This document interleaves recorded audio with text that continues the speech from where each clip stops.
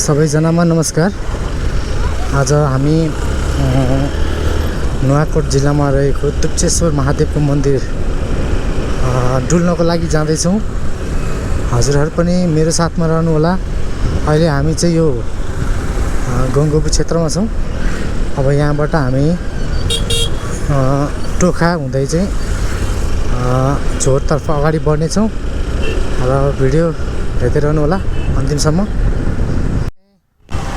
हामी चाहिँ यो गङ्गोबु चोकबाट अगाडि बढिसकेका छौँ टोखाको लागि र मौसम शीतल छ, पानी अलिअलि छिटाइरहेको छ र हेरौँ अहिलेसम्म पानी चाहिँ परिसकेको छैन, तर भन्ने तर्खरमा छ। हामी आज दुप्चेश्वरको यात्रामा जाँदैछौँ डुल्नको लागि। हजुरहरूलाई म यो दुप्चेश्वर जाने बाटोको अवस्था र प्रकृतिहरू पनि देखाउने छु र बाटोको अवस्था देखाउने छु र दुप्चेश्वर आज तपाईँहरूलाई म डुलाउने छु है त। मसँगै रहनु होला अन्तिमसम्म।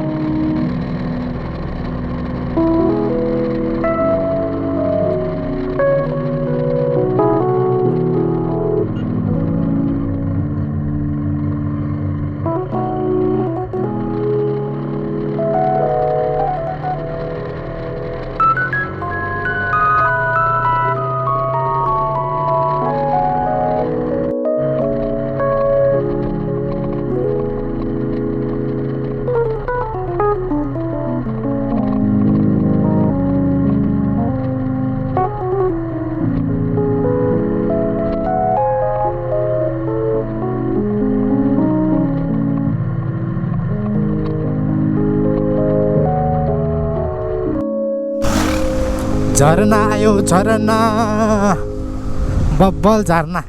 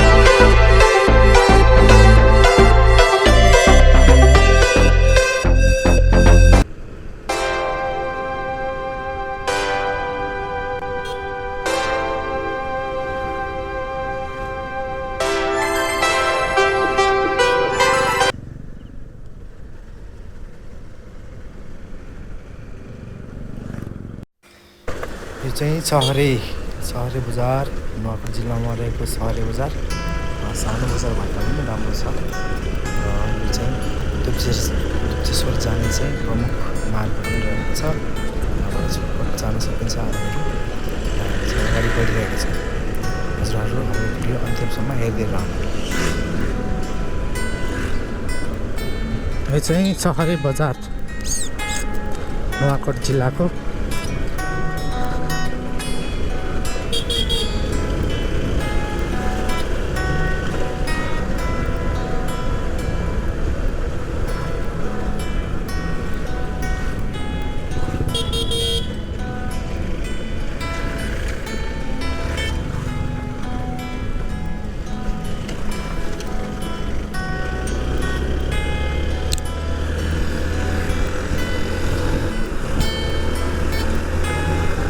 यहाँबाट चाहिँ पुरै तेर्सो बाटोसम्म बाटो छ तराईको जस्तो चलाउन पनि मजा हुन्छ स्पिड पनि दौडाउन पाइयो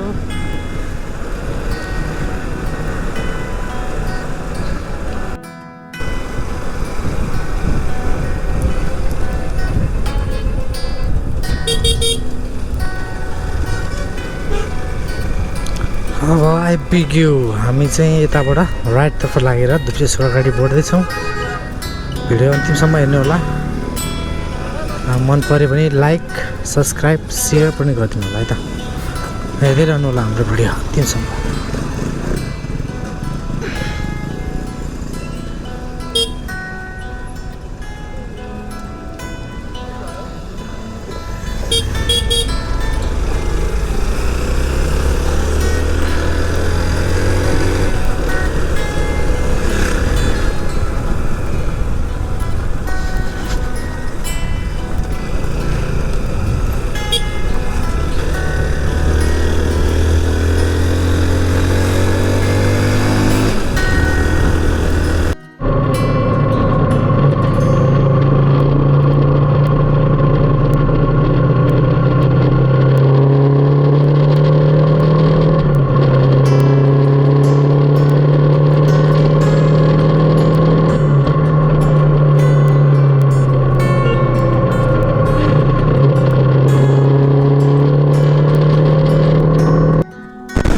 हरिया फाँटहरू छिचल्दै हामी अगाडि बढ्दैछौँ यहाँ के भएछ एउटा साथीहरू चाहिँ एक्सिडेन्ट भएछ सानोतिनो खासै ठुलो ठुलो चाहिँ होइन साथीलाई थकाइ लगाएर लड्नु भएछ खाल्टोतिर ठिकै छ कहिलेकाहीँ हुन्छ बाटोमा हिँड्दाखेरि आफू चाहिँ हिँड्दाखेरि सचेत भएर सुरक्षित भएर यात्रा गर्नुहोला सबैलाई सुझाव छ है मेरो यात्रा गर्नुपर्छ तर आफू पनि सुरक्षित हुनु पर्यो र अरूलाई पनि सुरक्षित यात्रा गराउनु पर्यो र हामी चाहिँ दुप्चेश्वरको लागि निरन्तर अगाडि बढिरहेका छौँ भिडियो हेर्दै रहनुहोला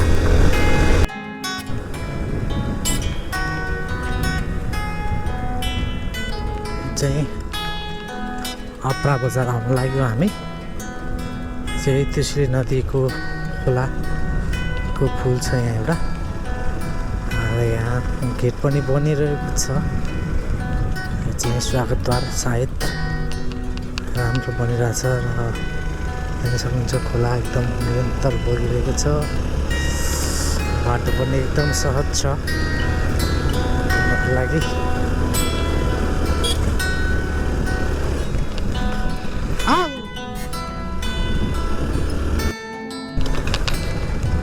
यो चाहिँ दोर्खु खोला पुल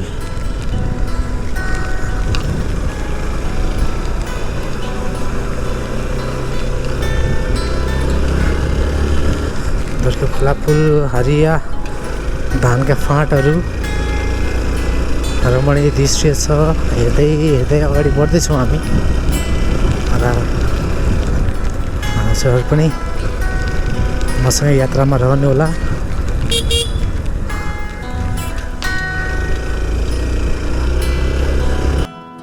नगरपालिकामा रहेको खरानी टार बजार यो दुप्चेश्वर जाने बाटोमै पर्छ एउटा सानो बजार उता भए तापनि यहाँ चाहिँ सम्पूर्ण सामानहरू चाहिँ उपलब्ध रहेको र सम्पूर्ण सुविधा रहेको छ आउनु होला हजुर पनि घुम्दै घुम्दै यो बजार हुँदै हेर्दै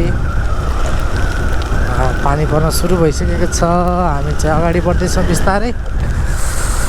घुम्न आएको खासै रेनकोट उडेका छौँ, भिजेर पनि खासै फरक नपर्नेवाला छ हामीलाई चाहिँ है त।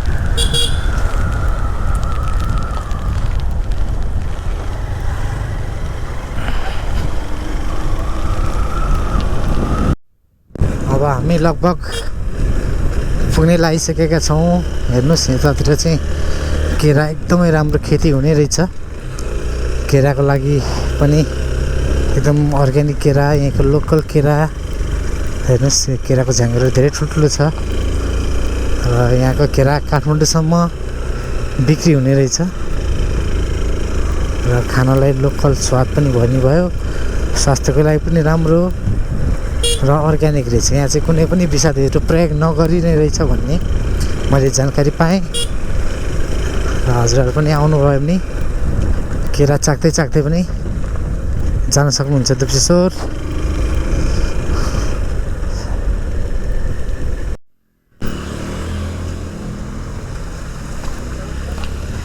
यो चाहिँ घट्टे खोला पुल आइपुग्यो।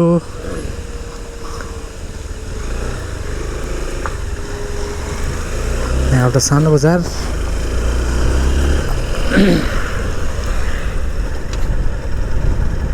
यो चाहिँ तादी 27 नगरपालिका तादी बजार।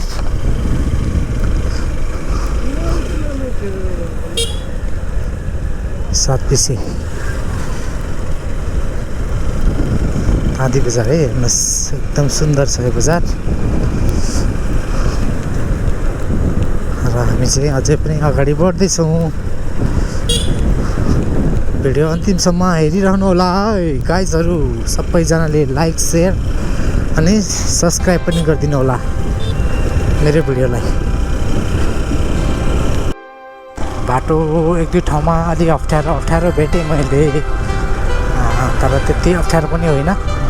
गाडी मोटरसाइकल चाहिँ आरामसँग जान्छ। लगभग हामी अब 5-7 मिनटमा दुप्सेश्वर मन्दिरै पुग्छौँ होला। बाटो खासै नराम्रो छैन, सहज रूपमा आउन सकिन्छ र हजुरहरू आउँदा चाहिँ रेनकोटहरू बोकेर आउनु होला। बर्खा महिनाको टाइम छ है त।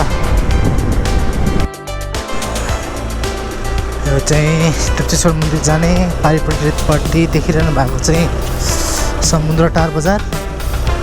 हामी चाहिँ अगाडि बढ्दैछौँ है, अगाडि हेर्दै जानु होला।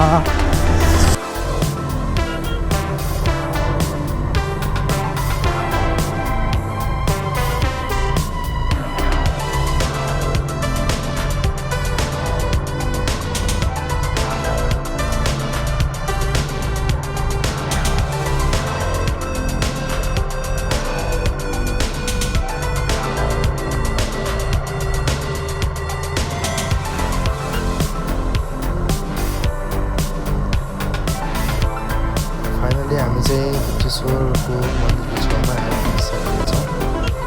यात्रा मोटरसाइकलमा यहाँसम्म गराउनेछ र यहाँबाट हामी पैदल यात्रातर्फ अगाडि बढ्नेछौँ र भिडियो अन्तिमसम्म हेर्दै रहनु।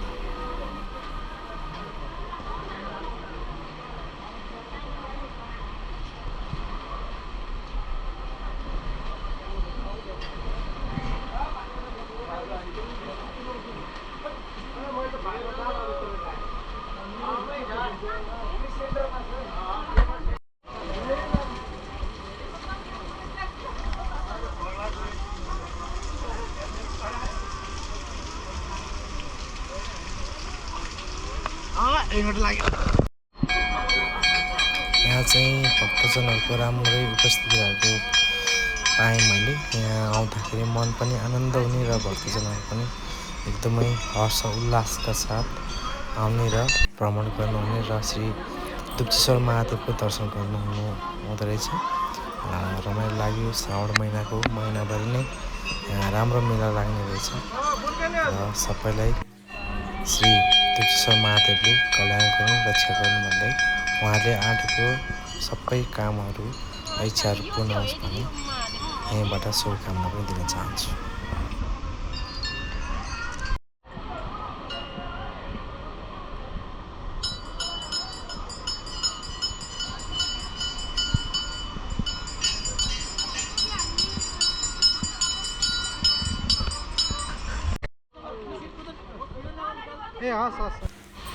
अनि यहाँ चाहिँ बर्खा महिनामा यो झरनाहरूको मनोरम दृश्य पनि देख्न पाइने र श्री दुप्तेश्वर महादेवको दर्शन पनि गर्न पाइने भएकोले यसले अझ पनि सुन्दरताले भरिपूर्ण रहेको ठाउँ रहेको छ।